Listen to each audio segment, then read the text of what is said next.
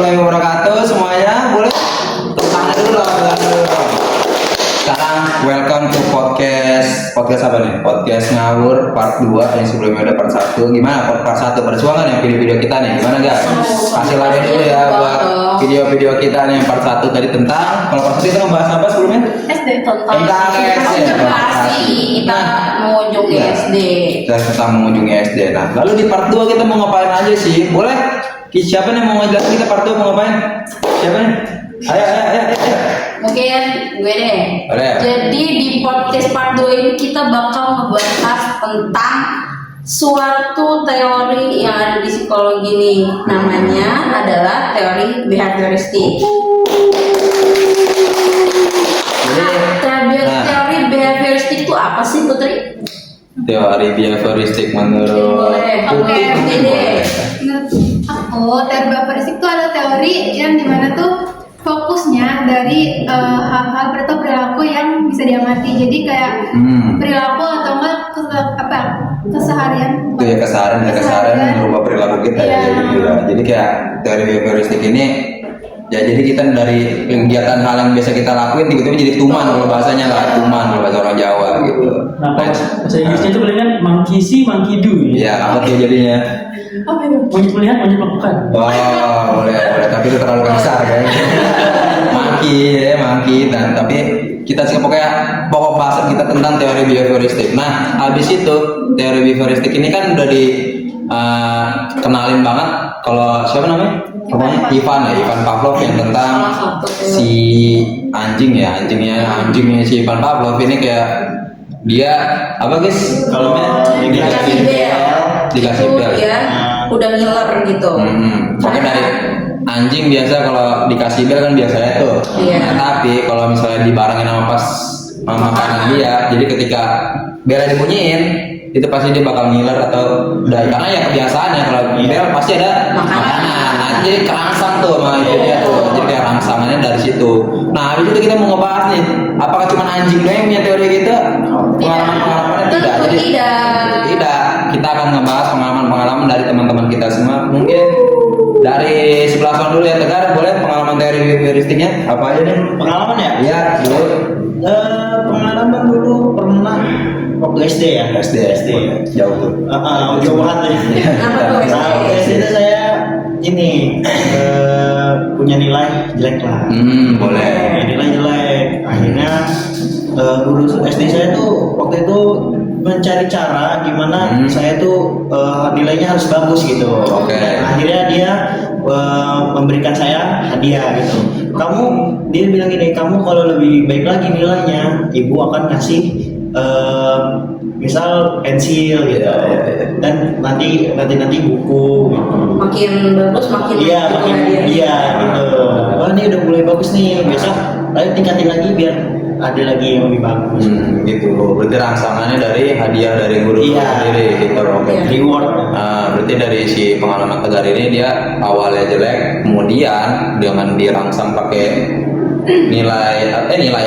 Hadiah ya. Kalau misalnya itu malah ya jadi ngikut. Pokoknya dia kalau misalnya itu pengen nih, wah ulangan pasti berusaha buat jadi bagus gitu, maka biar dapat hadiah. Boleh lanjut, siapa dulu nih? Masa silakan pengalamannya apa? Kalau misalnya dari gue tuh dulu waktu kecil ya kan, namanya anak kecil tuh susah banget suruh tidur, apalagi kalau malam tuh pengennya main gitu kan. Nah, suatu waktu tuh jadi kayak emang ada kebiasaan setiap di atas sekitar jam 8 tuh suka ada suara anjing gitu kan. Namanya anak kecil kan takut ya sama suara anjing. Dan di situ tuh orang tua gue tuh kayak menstimulus gitu, kayak ayo cepet tidur, ntar kalau misalnya kamu gak tidur nanti kamu digigit anjing gitu. Jadi setiap udah ngedenger suara anjing tuh kayak aku harus tidur gitu. Jadi kayak terbiasa tidur karena Suara anjing. iya. Ini lucu sih, rangsangannya dari suara anjing ya, jadi kayak gitu, distimulus dari situ. jadi suara anjing itu beneran itu beneran. Iya beneran. Real tuh. Iya serius. Sekarang sisa kan jadi banyak. Nggak, kalau Lagi jalan gitu. Lagi jalan. Di dalam itu Pak. Bukan lagi.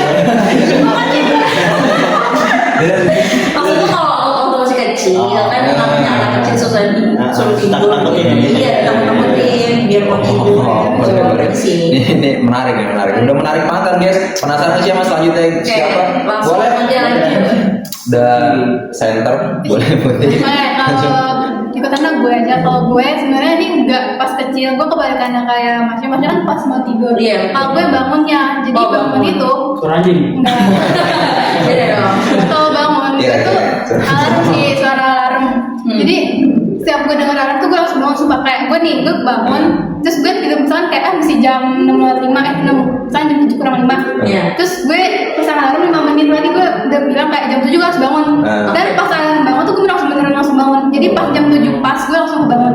Dan itu tuh udah kayak refleks banget. Kayak habit ya jatuhnya. Iya kayak habit. Jadi setiap ada alarm gue pasti langsung bangun. Kayak Sabtu Minggu juga tuh. juga. Sabtu Minggu bangun jam 7. Ya. Enggak sih, itu mah kayak bangun suka tidur lagi. Oh ya. Intinya ada alarm bangun. Iya, iya. Akhirnya tidur lagi. Iya. Jangan lagi tidur pasang alarm. Oke, Tapi kayak gitu ya. tapi pernah ada momen gak sih dimana lu lupa buat masang alarm? Pernah Apa yang terjadi? ketiduran. Itu kelas lah. Bablas Itu gitu. enggak pas lagi kelas lagi libur lah. Oh, bagusnya jadi Bagusnya libur nggak kayak ada. Ini pengalaman pribadi ya. Iya. Oke, the next nih man of the match boleh Galang. Oke, pengalaman gue soal behavioristik itu terjadi sekitar masa SMP. Oke. Jadi gue kelas 6 itu pas kelas 6 SD itu sangat tertarik sama bahasa Inggris, dan SMP kebetulan bahasa Inggris gue tuh sangat melengkit lah skillnya gitu dari segi guru yang ngajarnya, dari ke bawah ke atas, melengkit ke atas. And that's probably why when I was Oke.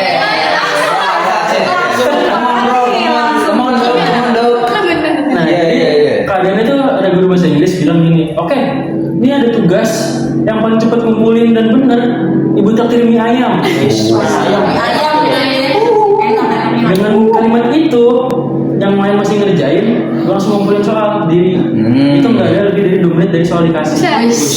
Artinya jaga makan mie ayam. Ini ayam gitu ya. Oh. Oke, langsung. Masalah sayangnya sih dikasih kupon doang. Oh, kupon Terus doang. nyawa gitu kan. Oke, berarti dari yang lainnya seru-seru banget ya, dari pengalaman-pengalaman. Ternyata teori Ivan Pavlov ini emang benar-benar relate banget sama kehidupan kita. Betul. Mulai dari pengalaman-pengalaman kecil atau kita nggak sadar gitu dari, karena teori Ivan Pavlov ini kayak kita nggak sadar nih udah gini, oh, jadi tuman nih kayak gini nih. Nah, itu bisa jadi teori Ivan Pavlov namanya, atau teori behavioristik gitu, guys. Bahkan dia tuh bisa juga mengaplikasikan teori behavioristik ini yang bagian rewarding ke diri sendiri. Misalkan kayak habis banyak puas gitu kan, gue mau healing, jajan yang mahal. Ya, itu bisa penyemangat kita, itu bisa jadi penyemangat kita kayak, wah, habis ulangan males, tapi habis ulang kita kebiasaan buat ya Healing. Jadi kayak pemacu kita rangsangannya biar nggak, wah iya di sini udah enak banget nih, cepet-cepet kelar ya, buang capek.